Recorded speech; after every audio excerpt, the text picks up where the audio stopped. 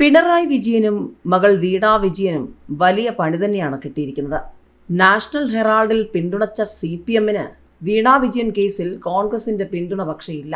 National Herald കേസും മുഖ്യമന്ത്രി പിണറായി വിജയന്റെ മകൾ ഉൾപ്പെട്ട കേസും ഒരുപോലെയല്ലെന്ന് കോൺഗ്രസ് നേതാക്കൾ. കോൺഗ്രസിനെതിരെയുള്ള ED വേട്ടയിൽ CPM കേന്ദ്ര നേതൃത്വം പിന്തുണ പ്രഖ്യാപിച്ചെങ്കിലും മുഖ്യമന്ത്രിയുടെ മകൾ ഉൾപ്പെട്ട കേസ് സംസ്ഥാന വിഷയമാണെന്ന് AICC general secretary Deepa Das Munshi പറഞ്ഞു. കേസിന്റെ മെറിറ്റ് നോക്കിയാണ് നിലപാട്. ഇന്ത്യ സഖ്യത്തിൽ CPM ഉണ്ടെങ്കിലും കേരളത്തിൽ കോൺഗ്രസ് പ്രതിപക്ഷത്താണെന്നും അവർ ചൂണ്ടിക്കാട്ടി. തെരഞ്ഞെടുപ്പ് കാലത്ത് CPM BJP വിലപേശലിന് വേണ്ടിയുള്ള കേസാണ് മുഖ്യമന്ത്രിയുടെ മകളുടെ പേരിലുള്ളതെന്ന് പ്രതിപക്ഷ നേതാവ് VD സതീശൻ കുറ്റപ്പെടുത്തി. Chief principal secretary KM Abraham phone ചോർത്തിയത് മുഖ്യമന്ത്രിക്ക് വേണ്ടിയാണെന്ന് VD സതീശൻ പറഞ്ഞു. അതിനാലാണ് മുഖ്യമന്ത്രി സംരക്ഷിക്കുന്നതെന്നും പ്രതിപക്ഷ നേതാവ് കുറ്റപ്പെടുത്തി. പ്രിൻസിപ്പൽ സെക്രട്ടറിയുടെ ഫോൺ ചോർത്തൽ മുഖ്യമന്ത്രിയുടെ അറിവോടെയെന്നും പ്രതിപക്ഷം ആഞ്ഞടിക്കുകയാണ്. അജിത് കുമാറിന് വിശിഷ്ട സേവാ മെഡൽ ശുപാർശ. ചീഫ് സെക്രട്ടറി തല സമിതി പരിശോധിക്കും. MR അജിത് കുമാറിന് വിശിഷ്ട സേവാ മെഡൽ നൽകുന്നതിനുള്ള DGPയുടെ ശുപാർശ പരിശോധിച്ച് കേന്ദ്ര സർക്കാരിന് അയക്കേണ്ടത് ചീഫ് സെക്രട്ടറിയുടെ നേതൃത്വത്തിലുള്ള സമിതി. ആഭ്യന്തര സെക്രട്ടറിയും വിജിലൻസ് ഡയറക്ടറുമാണ് ഈ സമിതിയിലെ മറ്റംഗങ്ങൾ. പോലീസിൽ DGPയും ADGPമാരും ഉൾപ്പെടുന്ന സമിതിയാണ് വിശിഷ്ട സേവാ മെഡലിന് ശുപാർശ ചെയ്യേണ്ടവരെ തീരുമാനിക്കുന്നത്.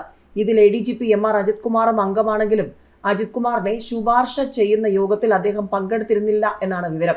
ഈ സമിതിയിൽ ഉൾപ്പെടുന്ന ADGPമാരെ ശുപാർശ ചെയ്യേണ്ടി വരുമ്പോൾ DGPയുടെ തീരുമാനത്തിന് വിടുകയാണ് പതിവ്.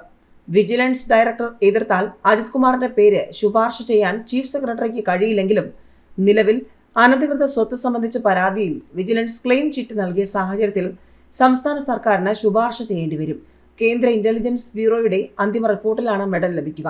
കഴിഞ്ഞ 5 തവണയും സംസ്ഥാനം അജിത് കുമാറിനെ ശുപാർശ ചെയ്തെങ്കിലും IB എതിർപ്പുന്നയിക്കുകയായിരുന്നു. മന്ത്രി വീണ ജോർജിനെ CPM സംസ്ഥാന സമിതിയിൽ ഉൾപ്പെടുത്തിയതിനെതിരെ പരസ്യ പ്രതികരണം നടത്തിയ A പത്മകുമാറിനെ CPM ജില്ലാ സെക്രട്ടേറിയറ്റിൽ നിന്നും ഒഴിവാക്കി. സംസ്ഥാന സെക്രട്ടറി MV ഗോവിന്ദന്റെ അധ്യക്ഷതയിൽ ചേർന്ന ജില്ലാ കമ്മിറ്റി യോഗത്തിലാണ് പുതിയ സെക്രട്ടേറിയറ്റ് അംഗങ്ങളെ തിരഞ്ഞെടുത്തത്. റാന്നി ഏരിയയിൽ നിന്ന് കോമളം അനിരുദ്ധനെയും അടൂർ ഏരിയയിൽ നിന്ന് C രാധാകൃഷ്ണനെയും ഉൾപ്പെടുത്തി.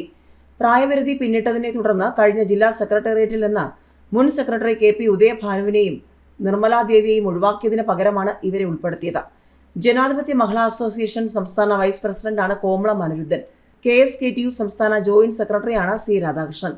കൊല്ലം സംസ്ഥാന സമ്മേളനത്തിലാണ് മന്ത്രി വീണ ജോർജിനെ സംസ്ഥാന സമിതിയിൽ ഉൾപ്പെടുത്തിയത്. ഇതിൽ പ്രതിഷേധിച്ച് പത്മകുമാർ ഫേസ്ബുക്ക് പോസ്റ്റ് ഇടുകയും നേതൃത്വത്തെ വിമർശിക്കുകയും ചെയ്തിരുന്നു. പത്മകുമാറിനെതിരെ അച്ചടക്ക നടപടി ഉണ്ടാകുമെന്ന് സംസ്ഥാന സെക്രട്ടറി MV ഗോവിന്ദൻ സൂചിപ്പിച്ചിരുന്നു. സംഘടനയ്ക്കുള്ളിൽ പറയേണ്ടത് താൻ പരസ്യമായി പറഞ്ഞത് തെറ്റായിപ്പോയെന്ന് പത്മകുമാർ പിന്നീട് പ്രതികരിച്ചിരുന്നു. അച്ചടക്കമുള്ള പാർട്ടി പ്രവർത്തകനായി തുടരുമെന്ന് പരസ്യമായും ജില്ലാ കമ്മിറ്റിയിലും പറഞ്ഞതോടെ കടുത്ത നടപടിയിൽ നിന്നും ഒഴിവാക്കിയതാണെന്ന് അറിയുന്നു. പത്മകുമാറിന് പകരം DYFI മുൻ ജില്ലാ ഭാരവാഹികളായ KU Janeesh Kumar MLA, PB Satheesh Kumar, Pathanamthitta area secretary MV Sanju എന്നിവരെ പരിഗണിച്ചതായും സൂചനയുണ്ട്. പത്മകുമാറിനെ വീണ്ടും ഉൾപ്പെടുത്താനും സാധ്യതയുണ്ട്. തീരുമാനം പിന്നീടുണ്ടാകുമെന്നാണ് പാർട്ടി നേതാക്കൾ പറഞ്ഞത്.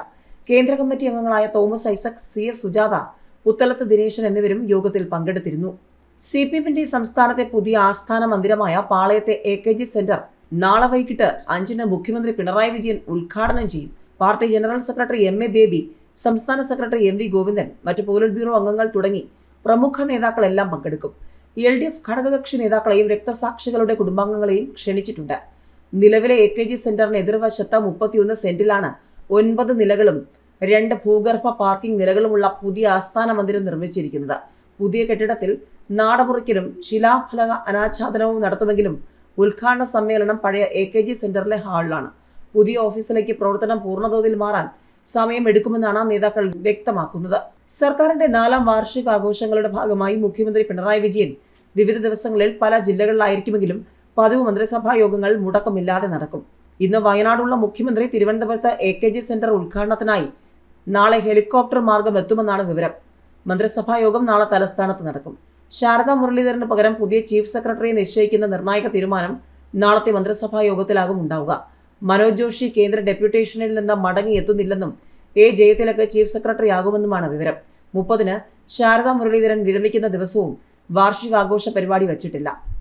29-ന് കോട്ടയത്തെ വാർഷികാഘോഷം കഴിഞ്ഞ് 30-ന് നടക്കുന്ന മന്ത്രിസഭാ യോഗത്തിലും മുഖ്യമന്ത്രി നേരിട്ട് പങ്കെടുക്കും. ചീഫ് സെക്രട്ടറി എന്ന നിലയിൽ ശാരദാ മുരളീധരന്റെ അവസാനത്തെ മന്ത്രിസഭാ യോഗവുമാണിത്. തുടർന്ന് 5-ന് മാത്രമേ വാർഷികാഘോഷ പരിപാടിയുള്ളൂ. മെയ് 2-ന് വിഴിഞ്ഞം രാജ്യാന്തര തുറമുഖത്തിന്റെ കമ്മീഷനിങ്ങിലും മുഖ്യമന്ത്രിക്ക് പങ്കെടുക്കേണ്ടതുണ്ട്. ഇതിനിടെ സർക്കാരിന്റെ വാർഷികാഘോഷം ദൂർത്താണെന്ന് ആരോപിച്ച് പ്രതിപക്ഷം രംഗത്ത് വന്നു കഴിഞ്ഞു.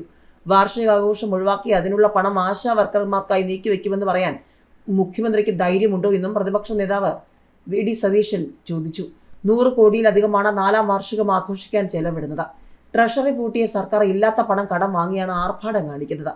പാവങ്ങളുടെ കണ്ണീര് കാണാതെ വാർഷിക മാമാങ്കം നടത്തിയാൽ നവകേരള യാത്രയേക്കാൾ ദയനീയമായി പരാജയപ്പെടുമെന്നും വി.ഡി. സതീശൻ ആരോപിച്ചു.